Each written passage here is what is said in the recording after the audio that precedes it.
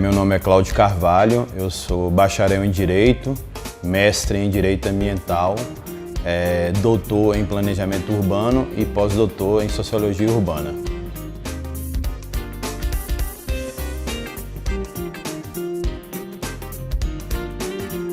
Nós tivemos um avanço muito grande a partir de 1988, quando a nossa Constituição da República ela elevou a categoria de proteção constitucional à matéria do meio ambiente no seu artigo 225. Da mesma forma, as cidades ganharam também um capítulo especial, que é o artigo 182 da Política Urbana. Quando a gente une os dois artigos na Constituição e todas as leis infraconstitucionais, aquelas que estão abaixo da Constituição, a gente vai considerar hoje que a gente chama de cidades sustentáveis e cidades justas. É preciso que o poder público, sobretudo o poder público municipal, que tem a competência para o planejamento e gestão das cidades, possa cada vez mais estabelecer parâmetros e prioridades para que a gente alcance essa cidade justa. Quais são os exemplos dessas cidades justas? Um exemplo bastante interessante é a questão do direito à moradia. Quando nós falamos em direito à moradia, é recorrente no Brasil, as pessoas que não têm esse direito na cidade, eles ocupam justamente as áreas ambientalmente protegidas, topo de serra, declividade de serra, todas essas situações. Por quê? Não tem uma política habitacional justa que garanta que essas pessoas tenham habitação. A partir do momento que você garanta uma habitação justa para essas pessoas, consequentemente você não vai ter um processo de ocupação de serras. E aí você não tem os problemas que geralmente as cidades têm, por exemplo, quando tem chuva, processo de deslizamento de encosto, processo de carreamento de sedimentos para dentro da cidade. Um outro aspecto fundamental que a gente trabalha meio ambiente e a cidade é a questão da mobilidade urbana. Cada vez mais é interessante que as cidades planejem uma mobilidade mais ativa, incentive as pessoas, os citadinos, as citadinas, a andar, por exemplo, de bicicleta, andar de transporte coletivo, incentivando que você ande menos de carro, que é um transporte individual. Quando você vai pegar a maioria das cidades brasileiras, você não tem ainda ciclofaixas e ciclovias especiais e o transporte público ainda é de péssima qualidade. É preciso a gente perceber que o Brasil, de fato, tem um conjunto ambiental de leis extremamente avançada, das melhores do mundo. No entanto, é necessário a gente compreender ainda que a gente não chegou num padrão civilizatório de mudança de consciência, o que eu chamo de consciência ambiental. Não adianta nada eu ter uma legislação avançada se as pessoas ainda não aplicam no seu cotidiano, pessoas físicas ou jurídicas. Um exemplo de pessoas físicas. A Lei de Crimes Ambientais, que é a Lei 9.605 de 98, fala do tráfico de animais silvestres. É proibido você traficar animais silvestres. No entanto, você, quem está nos assistindo, tem um vizinho, um conhecido que tem um passarinho, um papagaio na sua casa. Isso é crime, no entanto, a gente continua ainda com essa situação. A mesma coisa as empresas. Você tem uma série de legislações, no entanto, você vai ter um elemento aí de tensão nesse processo, que é a questão econômica. O artigo da Constituição, o artigo 225, ele deve ser visto com outro artigo também da Constituição, que é o artigo 170, que é da ordem econômica. E nesse artigo da ordem econômica vai falar que essa atividade deve observar a questão do meio ambiente. Quando nós vamos pegar a situação do crime da Vale em Brumadinho, é preciso a gente destacar que não foi uma situação de Brumadinho, foi uma situação provocada pela Vale. A gente vai perceber que houve uma série de alterações da legislação, sobretudo da legislação estadual em Minas Gerais, que possibilitou o enfraquecimento desse conjunto que eu falei anteriormente. Mariana já tinha ocorrido esse processo e Brumadinho também. Qual foi o principal fator? O licenciamento ambiental. O licenciamento ambiental na esfera federal, ele ocorre em 3 etapas. Licença prévia, licença de instalação e licença de operação. Em cada etapa você precisa fazer os estudos necessários para mensurar os impactos nas fases posteriores.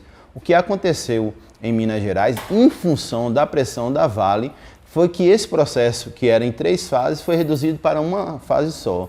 Com isso, houve um processo mais acelerado da aprovação das licenças ambientais e, consequentemente, ficou prejudicada a parte de estudos e a parte também de fiscalização.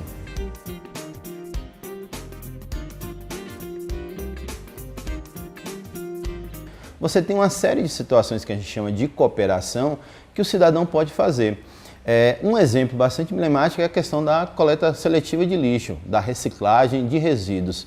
Muita gente fala que, por exemplo, em Vitória da Conquista, e na grande maioria das cidades, não tem um projeto de reciclagem de lixo.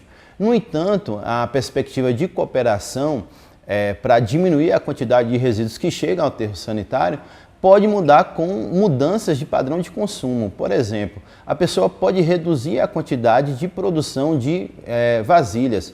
Você vai ao supermercado, ao invés de você comprar uma caixa de suco, você pode comprar a fruta in natura e fazer esse suco em casa. Você vai começar um padrão de consciência ambiental de diminuição de consumo de vasilhas.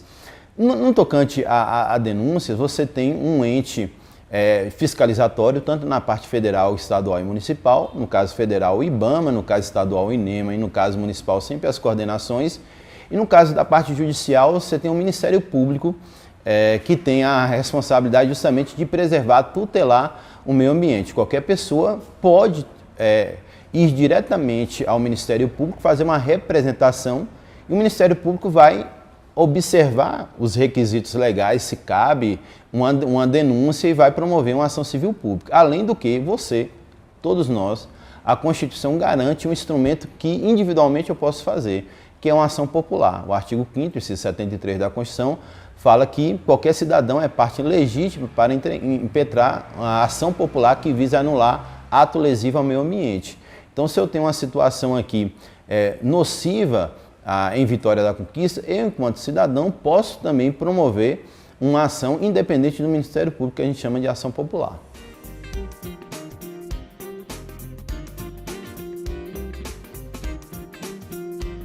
É muito preocupante, estamos num momento bastante delicado do cenário político nacional, um momento de retrocesso, de avanço do conservadorismo, e isso faz com que na questão ambiental isso também sofra consequências. Eu sempre costumo falar com os alunos que o conceito de natureza ele não é natural, ele é construído. E construído segundo um modelo, um paradigma estabelecido na sociedade. Então, se você tem uma sociedade que pensa em proteção ambiental, você vai ter uma legislação que pensa dessa forma.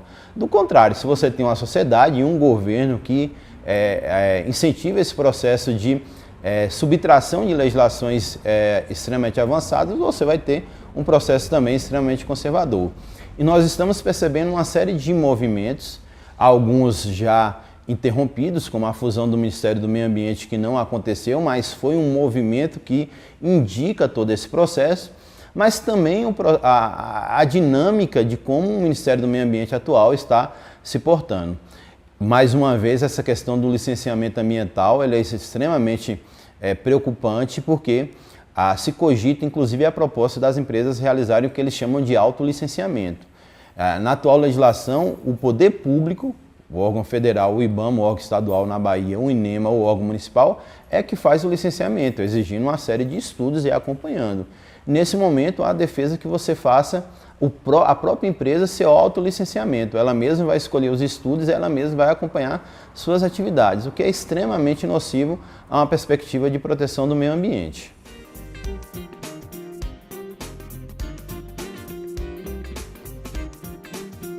É preciso que a gente pense que quando a gente fala em proteção ambiental, a gente não está falando em desenvolvimento zero. Não é isso.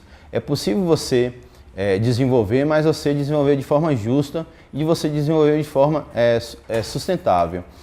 É preciso a gente redimensionar a nossa vida, os padrões de consumo, como a gente estabelece a nossa relação com a mídia, e aí você vai com o consumo de um celular, com o consumo da roupa, com o consumo de produtos alimentícios. É preciso você mensurar o que é qualidade de vida. Qualidade de vida, as pessoas pensam sempre em poder aquisitivo, capacidade de compra. Na verdade, a gente tem que estabelecer um reposicionamento de bem-estar. Você pode ter uma vida mais simples, uma vida mais confortável até, mas que não agrida tanto o meio ambiente. Eu sempre costumo falar com meus alunos que é necessário a gente repensar qual é o nosso conceito de necessidade. E a gente vai perceber que muito do que a gente coloca como necessidade natural, aquilo que a gente precisa, é imprescindível, não é. É uma necessidade, na verdade, social, construída. Costumo sempre falar que eu acho que o shopping é um bom cenário para a gente testar a nossa capacidade de avaliar a enorme quantidade de coisas que a gente não precisa para viver bem.